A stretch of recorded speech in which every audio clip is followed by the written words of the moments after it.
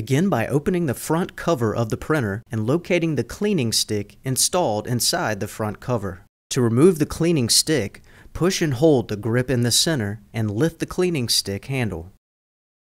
With the cloth tape on the end of the stick facing up, carefully insert the stick into each of the 4 holes to properly clean the dust-proof glass.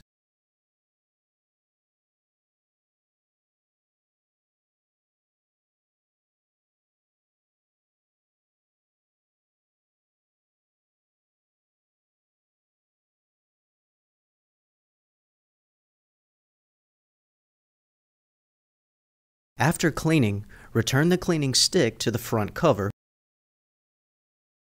close the front cover, and power the printer back on.